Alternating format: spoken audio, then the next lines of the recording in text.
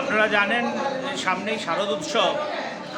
এই শারদোৎসবকে সামনে রেখে আমাদের রাজ্যের গরিব মানুষের পাশে দাঁড়ানোর ক্ষুদ্র প্রয়াস আমাদের এই পূর্ব আগরতলা এলাকার বামপন্থী আন্দোলনের বন্ধুরা, প্রগতিশীল মানুষজন এগিয়ে এসছেন এই গরিব মানুষের পাশে দাঁড়ানোর জন্য।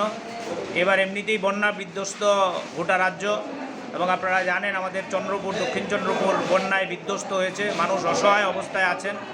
সরকারি তরফে তেমন কোনো সাহায্য নেই, যাও সাহায্য অল্পবিন্দু সরকার থেকে আসছে তা নিয়েও রাজনীতি। সুতরাং আমরা বরাবরই মানুষের পাশে থাকার অঙ্গীকার করেই আমরা আমাদের কাজকর্ম সংগঠিত করি। এবারও প্রতিবারের ন্যায় শারদোৎসবকে সামনে রেখে আমাদের এই এলাকার সকল অংশের প্রগতিশীল, গণতান্ত্রিক এবং বামপন্থী আন্দোলনের বিভিন্ন স্তরের মানুষরা তাদের সাহায্যের হাত বাড়িয়ে দিয়েছেন এই গরিব মানুষের জন্য। সেই উদ্যোগের অঙ্গ হিসাবেই আজকে প্রায় ৩ শতাধিক মানুষকে আমরা এখানে ক্ষুদ্র এই বস্ত্রদানের উদ্যোগ গ্রহণ করেছি। আপনারা লক্ষ্য করছেন মানুষের মধ্যে ব্যাপক উৎসাহ, আনন্দ।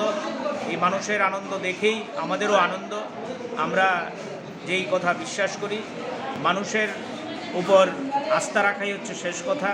এই মানুষের উপর আস্থা রাখার যে আমাদের উদ্যোগ, প্রেরণা, তার থেকেই আমাদের এই ক্ষুদ্র প্রয়াস।